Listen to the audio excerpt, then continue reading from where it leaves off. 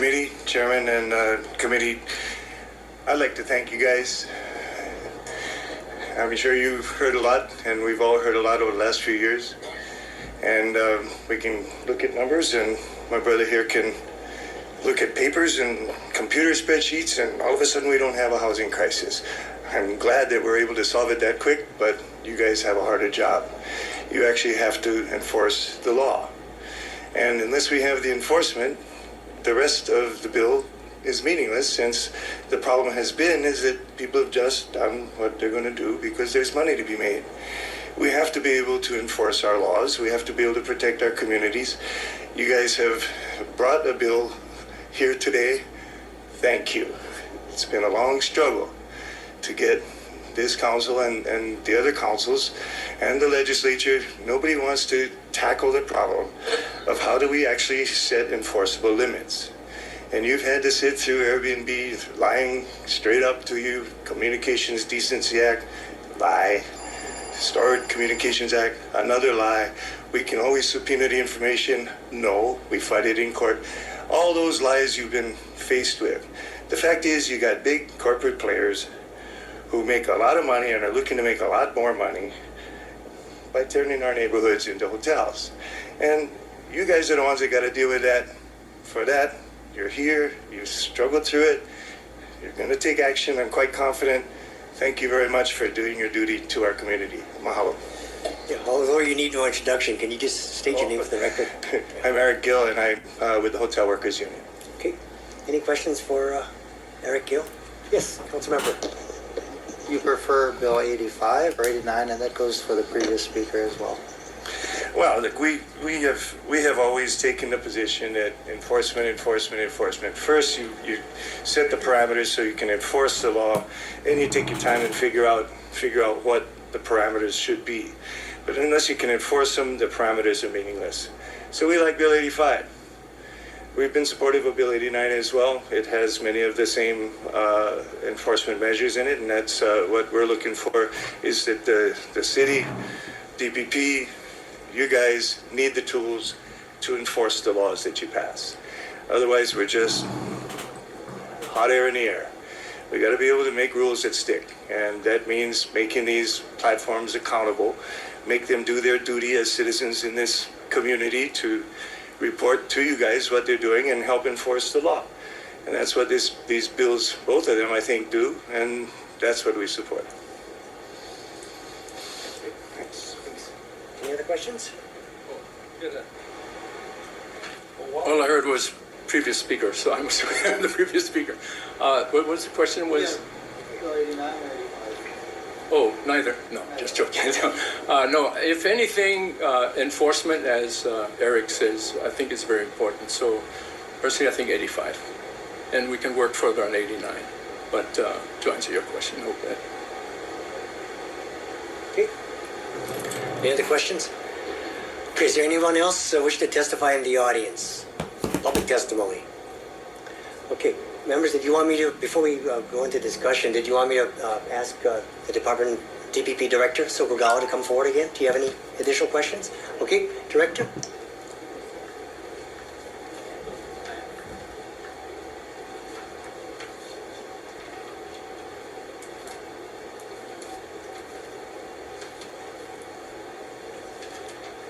Hi, thank you so much.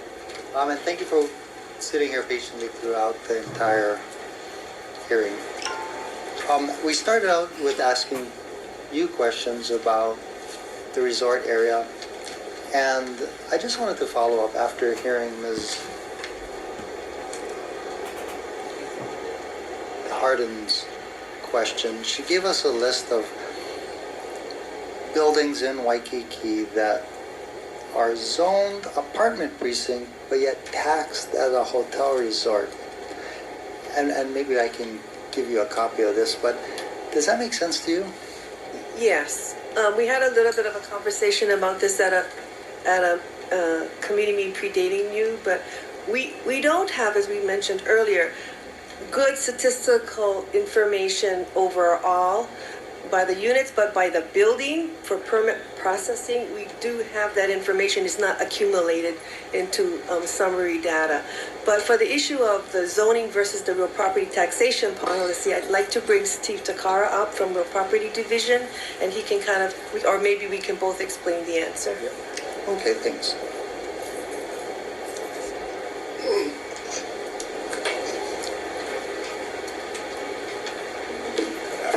Good afternoon, Chair. Stephen Takara, Real Property Assessment Division, Administrator. Open to questions or clarifications as needed.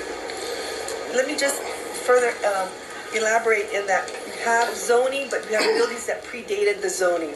So from that get-go, they're already non-conforming in terms of structure or use. And in a lot of cases, amazingly, that early, they had condo documents that made a call as to whether short-term rentals are permitted or not. And over time, by building it almost, it's been evolving. So some of them have all three types of uses in the same building that was built in the 70s. In other words, they have still a hotel operation. They may have independent short TVUs that are run by somebody else, and they may actually have units that have been maintained and actually lived in as long-term occupancy. So there's a hodgepodge of all kinds of nonconformities, even within a single building. So to elaborate on that summary, which is, in my opinion, pretty accurate. So what happens for on the real property tax side, because you have the three different uses or multiple flex or options that these properties offer, being short-term, long-term, or actual resident occupancy, for our purposes, if they do not dedicate the property as residential, long-term or occupants, or if they reside there, they're going to be placed in the hotel pool, which is the hotel resort classification, because in our opinion, that's the highest and best use.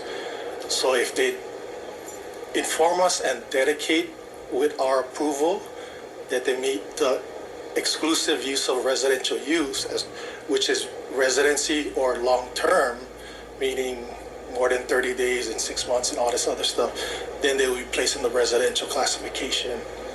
We have other properties that, that offer this option for them to dedicate in the residential, or if they choose not to dedicate it, then they will be in the hotel class, which is, in our opinion, the highest and best use. So is it by unit or by building? By unit. By Because unit. each unit has that option, each owner has that option, as far as the criteria Director Sokugawa described. So I believe the testifier mentioned about house rules and whatnot, that there's other guidelines. We recognize condo declaration documents. In our opinion, that's the binding document versus house rules, being that the house rules may not be binding as far as subject to liens and whatnot, so forth. So if the condo declaration indicates these units are only warranted for X uses, then we recognize the condo declaration versus the house rules. In our opinion, there's a difference between the different types of documents which would apply to these condo projects. Interesting. So are you able to tell, well, two things. One, how many, say, for example, in the Waikiki Lanais, how many, this is a apartment precinct zoning, but according to Ms. Harden, hotel and resort taxation, how many people or units in that building are dedicated as hotels? I guess the problem is, are a bunch of these people dedicating it as residentials to get away from paying the higher tax? Correct. So it's a commitment by the property owner that they're committing, and I guess we're honoring them, their commitment to not short-term and the hotel use in the hotel pool, that they would reside there or use it as a long-term rental. Do you have any enforcement abilities? Because yeah. otherwise it's tax evasion, right? Correct. Yeah. So Which is a criminal offense, right? Or no? Well, I don't know about criminal, civil, but there's real property tax implications, meaning that the program, if you're dedicating your property, which is a 5-year dedication program that was just meeting back in 2017, I believe. But so there's 5-year commitment by the property owner to keep that property in residential use. If they break that dedication, we can roll them back that current year and plus 1 year back. So the difference in taxes between the tax rate of residential versus hotel, as well as penalties and interest, I believe. So I think penalty is, I think might be 10%, I'm not sure. But so we'd roll them back as far as if they break the dedication. And we do have compliance specialists to monitor that as well. So as far as the real property tax side, we've caught people that, advertise and stuff, and we rolled them back, issued new assessment notices, and they have the option to appeal that decision that we made and go through that process. Okay, thank you. Back to Director Sokugawa, and I'm not sure how accurate Ms. Hardin's list is, but you're saying then that some units were already grandfathered in prior to the 89? I mean, I know we talked about, could you further explain that? I mean, I know you said before 1989, they were permitted. But are there instances where they don't have a permit, but yet they still are able to have a vacation rental? Okay, so That this they're might not get in the resort area, though. right. So this might get complicated, but until 1989, 1990, when we instituted the non-conforming use nuke program, it was kind of blurry whether you were permitted or not. In 1986, we made it really clear in the LUO. We introduced around there TVUs and time sharing and the like into the zoning code. But in the 70s, there really wasn't any direction, and so it was in a kind of a non-invented, non-recognized use in the 70s, and that's where a lot of the condo documents came up. And I've seen some of those documents now. This is where it gets, so we would look at it as grandfathered in based on what they declared the use was at the time they came in for a building permit. So I believe in Waikiki Lanai, they came in as an apartment building. Others came in as a hotel. And over time, the last 50 years, they massaged their uses. Each condo section decided what they wanted to do. Sometimes they were in the hotel pool, sometimes they were out. And again, as I said, it kind of even fluctuates by season. So it's really hard. It can be a moving target, but I would again say that I think in every one of the pending bills, the registration requirement or the conditional use permit would clearly stipulate through that process, what are you? A hotel unit, a TVU unit, a multifamily dwelling unit with an accessory bed and breakfast.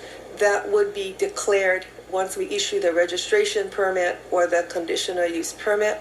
And then I would also like to make a plug for Bill 90, which is pending before you since last summer, which would say that anytime there's a residential transaction, it must include single sheet clearance form from our department saying whether you as a buyer know that this is allowed as a short-term rental or not. So again, it's a simple requirement proposal. I think the only thing we forgot to do was put a filing fee for that. But I think that would help with the issue of transparency that was raised here several times. Thank you. That clarifies things for me. Thank you. Thank you, Chair. At the appropriate time, I have questions for Corporation Counsel. Sure. Any further questions of the DPP Director? Oh, more than text. Yes, please. No. Ask whatever question you need to ask. I don't have the bill in front of me, but you know the section that says if you're within 3,500 feet of an apartment or a resort area, how does that affect Waikiki apartment zone? That's only with apartment district. Remember, Waikiki is precincts. So if it has the word precinct, then it's about Waikiki. If it just says apartment zoning, then it's outside of Waikiki. Waikiki has its own zoning districts, as it were, and they're called precincts. I see. So it does not affect No. the apartment zone in No. Waikiki. Okay, thank you. Only when it says apartment precinct. Okay, thank you. Thank you. Any other questions? Tax department. Or budget and fiscal services. All right, Corp Counsel.